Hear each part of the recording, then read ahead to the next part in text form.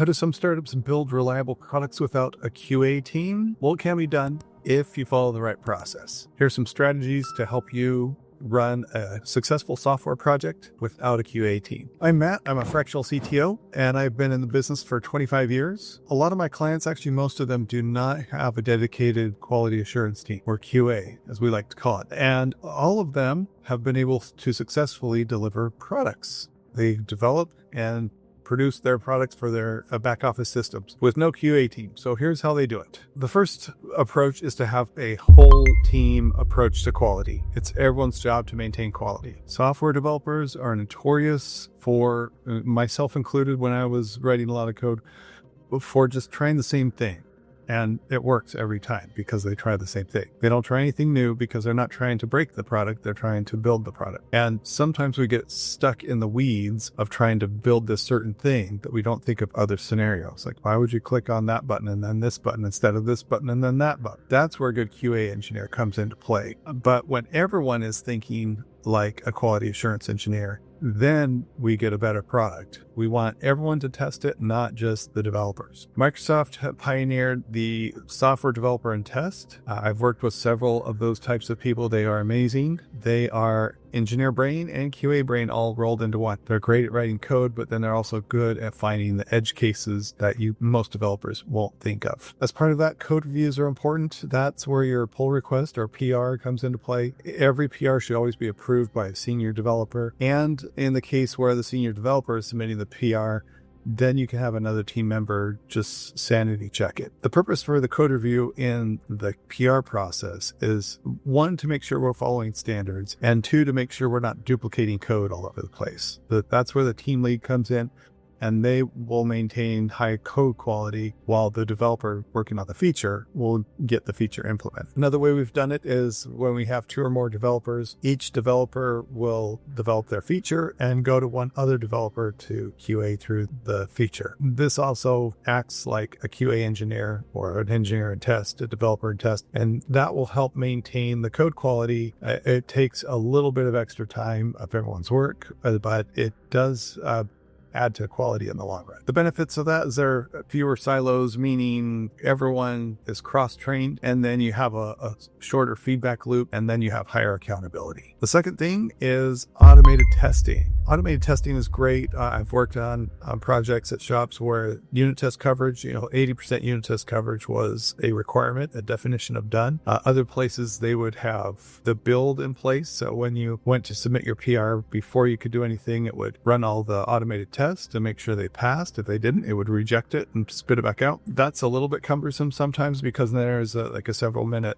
delay, and sometimes you'll get working on the next thing, and then to go back and fix the bug or the build that you broke, it's a little too much context shifting. So an easier way on that is just to have a manual process in play where before you submit a PR, you run through all the unit tests. Another way to do that is end-to-end testing. There are a lot of automated tools, low code and no code, where you can crawl the UI and click on a button, fill out stuff, and get it going. Those tend to be a little bit difficult to create and maintain. That has to be active every sprint cycle so that you maintain the quality of the tests, because if you don't maintain those tests, they're not going to do any good. And then another part, just a process that we've done in the past, is whenever a bug comes in, we'll write a unit or integration test that will verify that the bug is broken.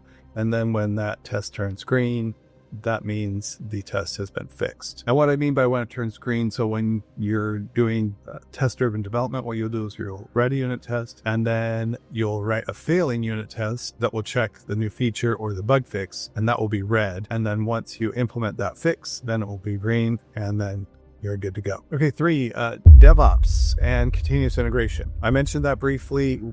One shop, we had the build integrated with the unit test. So every time a build ran, the unit test will run, and it made sure that nothing broke. It would do a good test, regression test, and make sure that everything was functional. And then as part of that, we could release code quicker. So we could In sprints, we have 2-week sprints. We could release software every 2 weeks. With that in place too, we could even do an off-schedule release. For instance, mid-sprint, if we needed a critical hotfix to go out, we could do that with confidence, having all those tests in place. And then in your DevOps, in Jira or Microsoft Azure DevOps, whatever you're using, you can also require an approver to approve any PR. That's useful so that you can guarantee that there's at least a second set of eyes looking at every bit of code that goes into production. Okay, number 4, you can bring in real-world testing and feedback. So the goal here is, first of all, we just want to deliver a good product. When the end user uses the product for the first time, they're not the first person using it. We don't want them to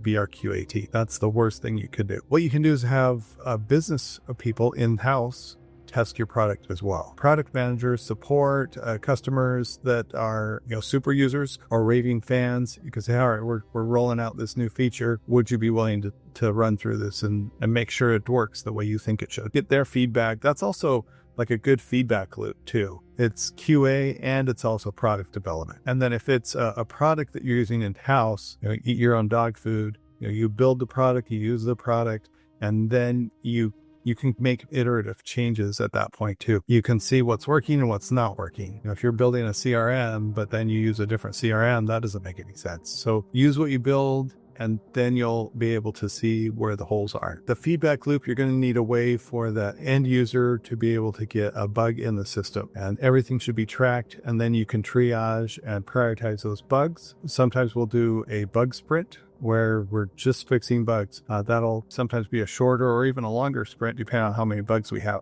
So then you'll just get those going, get those done, and then you'll move on to your regularly scheduled sprint. Okay, the 5th step or idea is to scale up QA without adding headcount. So how do you do that? Well, that's very easy. You can use a contractor or a team of QA engineers that are working part-time for your project. There are lots of places that do that. I've been staffing projects for years. I don't even know how long anymore. And that's one of the first things that gets cut is project management and QA. But that's also one of the first things you bring back in when you have the budget or you have a project that needs it. So QA engineer or a quality assurance analyst, whatever you want to call them, they can work part-time. They can work on a contract basis. They can work full-time. You can get as many people as you need to support your development effort. So a lot of my clients, what they'll do is if maybe they have 0 developers or 1 or 2 software developers, they will do the maintenance, the day-to-day, right? They're keeping the system running.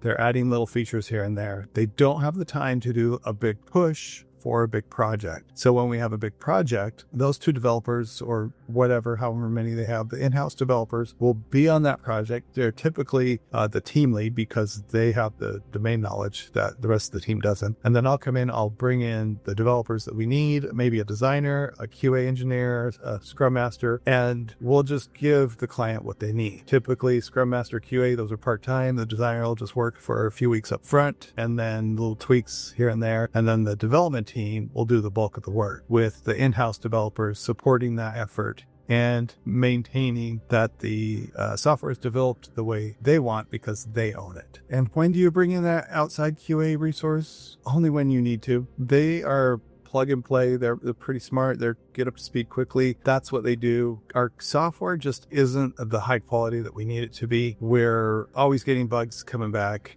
Bring in someone part-time.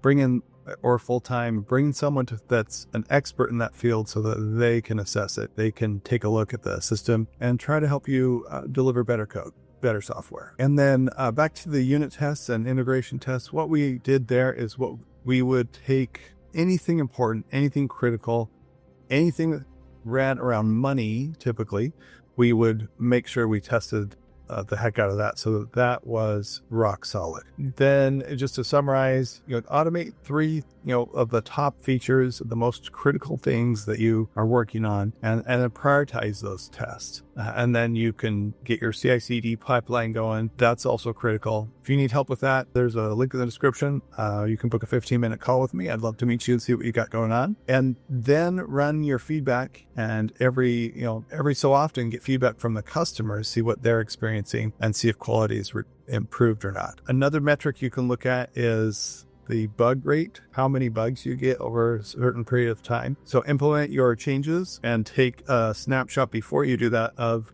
the bug rate. How many bugs are you getting every week? Then implement your changes. Then look at the bug rate moving forward. Did it improve? Did it go down? Did it go up? What does it look like? Did you find this useful? I hope so. Leave a comment. Let me know what you've been working on in the QA space. Have you worked with outside QA engineers? Did that work? What worked and what didn't? Let me know. I'd love to hear your thoughts and hear your wins and your pain points. As always, share, like, subscribe, and I'll catch you again next time.